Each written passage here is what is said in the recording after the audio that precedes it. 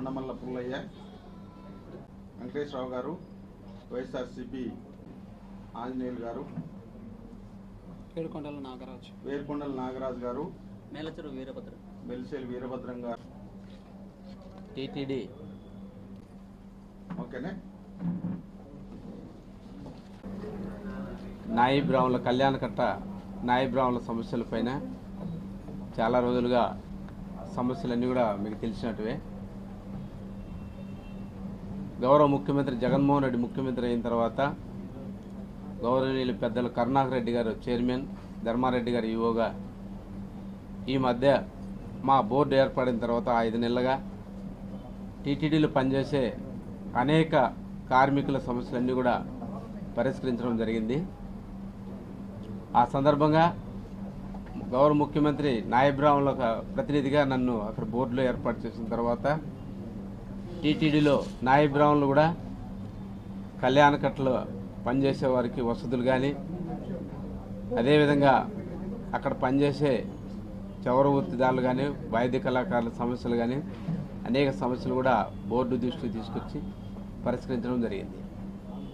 అయితే చాలా రోజులుగా శ్రీవారి సేవ పేరుతో సేవగా తీసుకున్నటువంటి ఇప్పటికి మిగిలినటువంటి 850 మంది యొక్క సమస్య పర్మనెంట్ కావాలని అనేక కార్యక్రమాలు చేయడం జరిగింది. వాళ్ళు అదేవిధంగా కార్పొరేషన్లో మేము చేరమని కోర్టుకు కూడా పోవడం జరిగింది, మనందరికీ తెలిసిందే.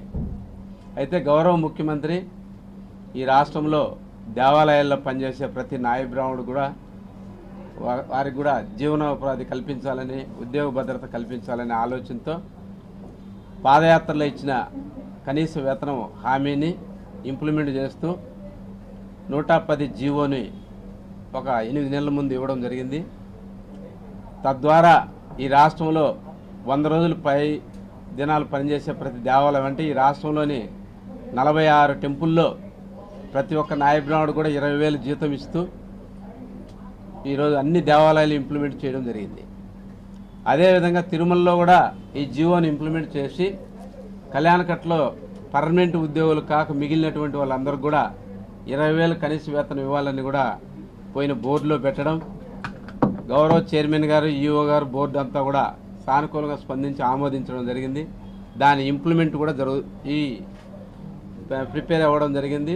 మొదటగా ఎవరైతే కార్పొరేషన్లో ఉన్నారో వాళ్ళందరినీ కూడా ఇంప్లిమెంట్ చేస్తూ, కార్పొరేషన్లో లేకపోయినా ఎవరైతే 850 మంది చౌరవృత్తిదారులు ఉన్నారో వాళ్ళందరూ కూడా ఇంప్లిమెంట్ చేయాలని చెప్పి ఈఓ గారిని కోరితే వారం ముందు ఈఓ గారు పిలిచి వీళ్ళందరూ కూడా మొత్తం 850 మందికి కూడా కార్పొరేషన్ చేరకపోని వాళ్ళందరూ కూడా 20,000 రూపాయలు జీతం ఇస్తామని చెప్పడం జరిగింది. దాన్ని రేపు జరిగే బోర్డులో కూడా పెట్టడం జరుగుతుంది. ఇవన్నీ కూడా ఈ కళ్యాణకట్టలో పనిచేసి ఈ శ్రీవారి సేవలందరూ కూడా నేను వారం ముందే చెప్పడం జరిగింది. రేపు నెల నుంచి మీకు 20,000 రూపాయలు జీతం ఇస్తారు. మీరు కార్పొరేషన్లో చేరినా చేరకపోయినా మిమ్మల్ని ఎవరిని బలవంతంగా చేరమని ఎవరిని కూడా ఏ పొద్దు కూడా టీటీడీ యాజమాన్యం కోరలేదు. కేవలం మీరు కొందరు చెప్పుడు మాటలు విని భయపడిపోయి అనవసరంగా లక్షల రూపాయల డబ్బులు వసూలు చేసేసి కోర్టుకు పోయి స్టే తెచ్చుకుంటారు. దానివల్ల ఉపయోగం ఏం లేదు. మీకు స్వచ్ఛందంగా ఇష్టమైతేనే కార్పొరేషన్లో చేరండి, కానీ లేకపోతే అవసరం లేదని మొదటి నుంచి కూడా ఈఓ గారు, చైర్మన్ గారు చెప్తూనే ఉన్నారు, ఈఓ గారు చెప్తూనే వచ్చారు. మరి ఈరోజు 20,000 రూపాయలు రేపు జీతం అవుతుందని తెలిసి వారం ముందుగానే ఈ విషయం అందరికీ తెలిసిపోయింది. మరి ఇప్పటికే ఈఓ గారు దానికి కావాల్సినటువంటి మొత్తం రిపోర్ట్ తయారు చేసి దానికి సంబంధించిందంతా కూడా రేపు బోర్డులో పెట్టి ఎల్లుండి నుంచి 20,000 జీతం ఇస్తుందని తెలిసి మరి ఈ టీటీడీ కళ్యాణకట్టలో మొదటి నుంచి కూడా వీళ్ళందరినీ కూడా తప్పుదావ పట్టిస్తూ కోట్ల రూపాయలు, లక్షల రూపాయలు వసూలు చేసి కోట్ల రూపాయలు బేరసారాలు చేసుకున్నటువంటి 1-2-3 కలిసి వీళ్ళ దగ్గర ఇప్పటికే డబ్బులు 80 లక్షల రూపాయలు వసూలు చేసి కోర్టుకు వేశారు. మరి వాళ్ళందరూ ఏం చేశారంటే ఈరోజు కోర్టు కేసి పర్మనెంట్ చేయిస్తామని ఇవన్నీ చేశారు. ఇవన్నీ జరగడం లేదు. కనీసం ఈ 20,000 మేము చేయించినామని చెప్పుకొని ఏదో విధంగా వీళ్ళ దగ్గర మళ్ళా డబ్బులు వసూలు చేయాలనేటటువంటి దుర్మార్గమైన ఆలోచనతో ఈరోజు ఇది తెలిసి నిన్న మొన్న ఈ మనందరూ తెలుసు ఇక్కడ కందాటి మురళి అని కమ్యూనిస్టు నాయకులు, వీళ్ళు కమ్యూనిస్టులో కమర్షిస్టులో మాకు అర్థం కావడం లేనటువంటి పరిస్థితి.